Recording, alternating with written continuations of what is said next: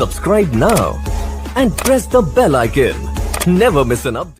موضوع ہے اس کے ریلیٹڈ اگلی حدیث پاک آئی ہے، وہ حضرت معاذ بن جبل رضی اللہ تعالی عنہ نبی کریم صلی اللہ علیہ وآلہ وسلم سے ایک عمل کے بارے میں پوچھتے ہیں۔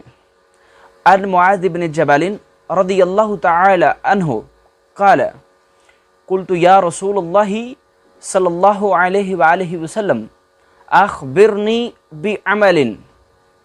حضرت معاذ بن جبل رضی اللہ تعالی عنہ عرض کرتے ہیں، اے اللہ کے رسول، آپ مجھے ایک ایسے عمل کے بارے میں بتائیں یدخلنی الجنت، جو مجھے جنت میں داخل کر دے، ویباعدنی من النار، جو مجھے جہنم سے دور کر دے۔ قال لقد سألت عظیما، نبی کریم صلی اللہ علیہ وآلہ وسلم نے ارشاد فرمایا کہ تم نے ایک بہت بڑا سوال کیا ہے۔ وَإِنَّهُ لَيَسِيرٌ عَلَى مَنْ يَسَّرَهُ اللَّهُ تَعَالَى عَلَيْهِ، اللہ اس آدمی پر آسان ہے جس پر اللہ پاک آسان کر دے۔ اب وہ جو عمل پوچھا اور بارگاہ مصطفیٰ سے جو عمل ملا وہ کیا ہے؟ فرمایا تعبد اللہ، اللہ تعالیٰ کی عبادت کرو، لا تشرکو بہ شیئا، اس کے ساتھ کسی چیز کو شریک نہ ٹھہراؤ۔ اور پھر فرمایا وَتُقِيمُ الصَّلَاةَ، اور نماز قائم کرو، وَتُؤْتِ الزَّكَاةَ، اور زکوٰۃ ادا کرو، وَتَصُومُ رَمَضَانَ، اور رمضان کے روزے رکھو، وَتُحَجَّ الْبَيْتَ، اور اللہ پاک کے گھر کا حج ادا کرو، طواف کرو۔ اب یہ عمل بتایا اور پھر فرمایا ثم قال الا ادلک علی ابواب الخیر، اے معاذ کیا میں تمہیں بھلائی کے دروازوں کی طرف رہنمائی نہ کروں؟ اب وہ بھلائی کے دروازے کیا ہیں؟ بارگاہ رسالت مآب صلی اللہ علیہ وآلہ وسلم سے جو حضرت معاذ کو فیض مل رہا ہے، اب بھلائی کے دروازے کیا ہیں؟ فرمایا الصوم جنۃ، روزہ ایک ڈھال ہے، ڈھال۔ اب ڈھال کیا ہے؟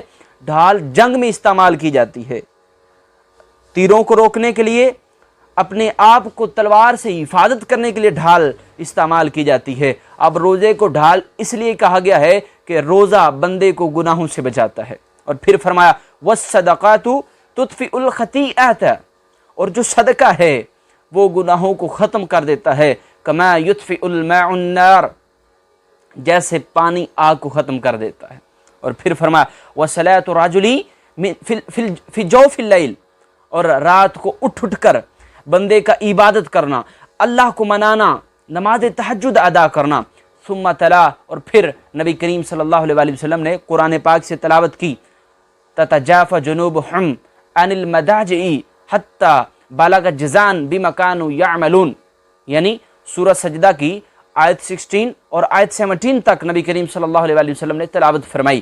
اب کیا فرمایا؟ تلاوت کس چیز کی؟ اللہ پاک نے فرمایا کہ اور وہ لوگ جن کی کروٹیں بستروں سے الگ رہتی ہیں، یعنی وہ راتوں کو اٹھ کر مجھے مناتے ہیں، حتی بلغ جزاء بما كانوا يعملون، یعنی جزاء بما كانوا يعملون، یہاں تک نبی کریم صلی اللہ علیہ وآلہ وسلم نے تلاوت فرمائی۔ اور پھر فرمایا ثم قال الا اخبرک، کیا میں تمہیں براس الامر، دین کی اصل، وعمودہ، دین کے ستون، اور ذروۃ صنامہ، اور دین کی کوہان کی چوٹی کے بارے میں نہ بتاؤں؟ اب دین کی اصل، دین کا ستون اور دین کی کوہان کی چوٹی کیا ہے؟ فرمایا الجہاد، الجہاد ہے۔ اور پھر فرمایا ثم قال الا اخبرک بملاک ذلک کلہ، کیا میں تمہیں ان چیزوں کے بارے میں نہ بتاؤں، اس چیز کے بارے میں نہ بتاؤں جس چیز پر جو پیچھے چیزیں بیان کی ہیں، ان سب چیزوں کا اس چیز پر دار و مدار ہے؟ قلت بلا، کیوں نہیں یا رسول اللہ۔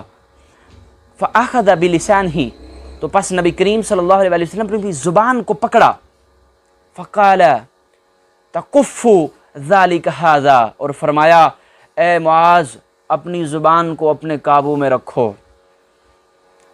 فقلت یا نبی اللہ، تو پس حضرت معاذ عرض کرتے ہیں اے اللہ کے نبی، وَإِنَّا لَمُؤَاخِذُونَ بِمَا نَتَكَلَّمُ بِهِ، یا رسول اللہ کیا ہمارا بولنا، ہمارا مواخذہ کرنا، ہمارا کلام کرنا، اس پر بھی ہماری پکڑ ہوگی۔